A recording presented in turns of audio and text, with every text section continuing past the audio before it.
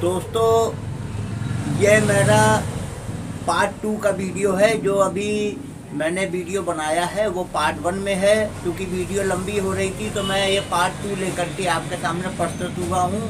पहले वीडियो में जहाँ तक मैंने आपको बोला है, अब दूसरे वीडियो में उसके आगे की जानकारी मैं आपको देने की कोशिश करूँगा। हमने पिछले तो आपने यदि मेरी पार्ट 1 वाली वीडियो नहीं अभी तक देखी है तो उसको देखने की व्यवस्था करें, आप उसे देखें ताकि आपके नॉलेज और आने वाले समय के विषय में आपको पता चल सके। अब मैं शुरू कर रहा हूँ शुक्र के संबंध में। यानी पिछली वीडियो में मैंने गुरु के संबंध तक में आपको बताया है कि गुरु पर शनि का गोचर होने पर क्या प्रभाव मेष लगन वाले या राशि वालों को मिलेंगे। अब मैं शुक्र से बताना शुरू कर रहा हूँ। तो यहाँ पर शुक्र मेष लगन के 12वें भाव में शुक्र अगर आपकी कुंडली में है और उन पर शनि का गोचर हो रहा है, तो चूंकि शुक्र यहाँ पर धन के और शादी के, विवाह के, पार्टनरी के कारक हैं, धन के, कुटुंब के, पार्टनर आदि के कारक होकर के यहाँ पर उच्च है।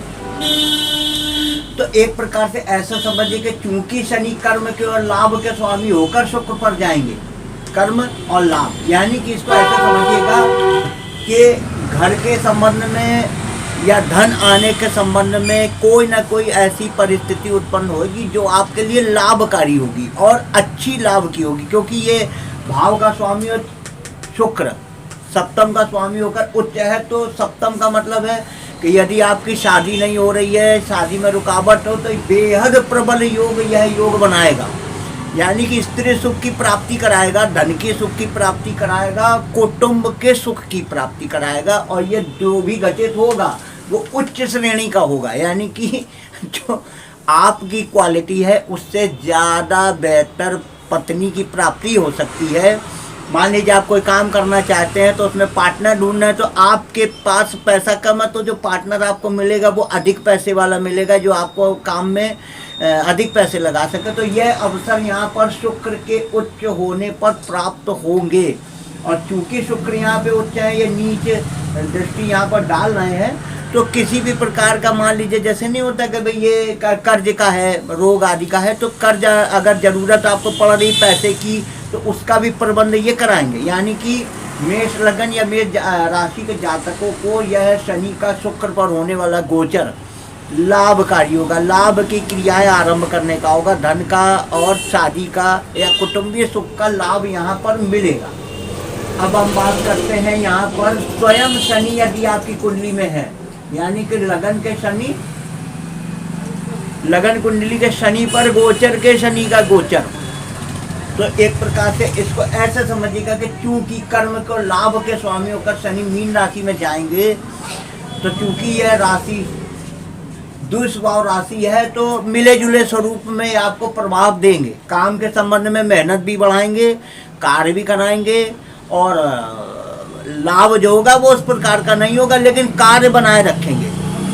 खर्चे पूरे होंगे, लेकिन जैसे मान लीजिए कि आपके खर्चों का मतलब ये है कि जो खर्च करने की कंडीशन होगी कमाई आदि के माध्यम से, तो उसमें कुछ परेशानी होगी। यानी कि ऐसे मानिए कि जैसे 100 रुपये का आपका खर्चा अगर दिन में आपको ज़रूरत पड़ती है तो 90 रुपये का प्रबंध है शनि पर गोचर करके बनाते रहेंगे, लेकिन आपका जीवन चलाते रहेंगे धीमी गति से। यानी कि गति धीमी होगी, अपेक्षा के अनुरूप नहीं होगी, लेकिन बनाए रखेंगे। अब विचार करते हैं हम यहाँ पर राहु अगर है आपकी कुंडली में, तो राहु, अब चूंकि राहु एक ऐसे ग्रह माने गए हैं जो पृथकतावादी ग्रह माने गए। पृथकता मतलब ये है कि एक तरीके से ऐसा समझिएगा कि राहु पाने की लालसा तो प्रदान करते हैं मगर उसका सुख नहीं लेने देते हैं। तो एक तरीके से कार्य आदि तो बहुत मिलेंगे, लेकिन ये चूंकि शनि यहाँ के कारक हैं,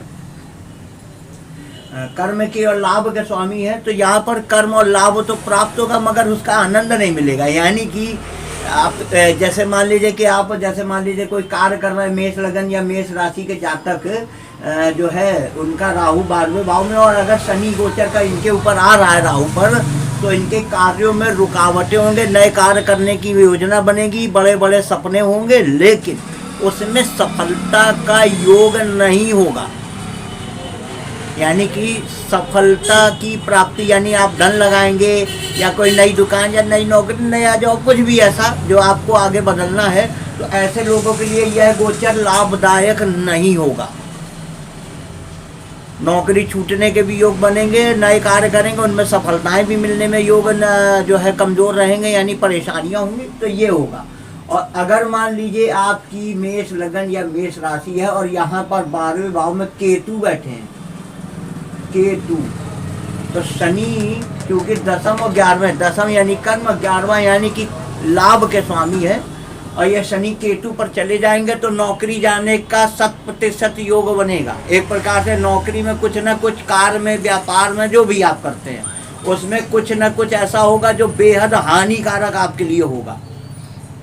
यानी ध्यान रखिए कि शनि की 7.5 मेष लगन के जातकों के लिए 12वें भाव की स्थिति के अनुसार तय होगी कि आपको लाभ मिलेगा 7.5 में या हानि मिलेगी, रोडपति बनेंगे या करोड़पति बनेंगे, ये 12वें भाव में बैठे हुए ग्रह और 12वें भाव के स्वामी की क्वालिटी के अनुसार तय होता है। इसलिए आप लोग इस विषय पर ध्यान दें और अपनी कुंडली चेक करें कि आपके 12वें भाव में किस ग्रह के ऊपर शनि रह जाना, उसी प्रकार के प्रभाव आप पर पड़ेंगे।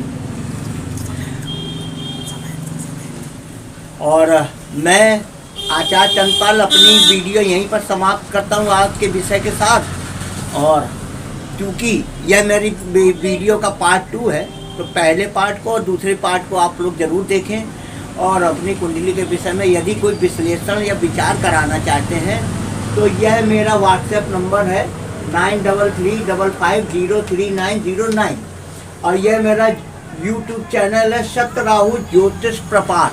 इस पर आप संपर्क करके, व्हाट्सएप करके अपनी कुंडली का विश्लेषण कर बेल आइकॉन को ऑन कर दें, ताकि मेरी अगली आने वाली वीडियो जो बेहद महत्वपूर्ण होगी वो आप तक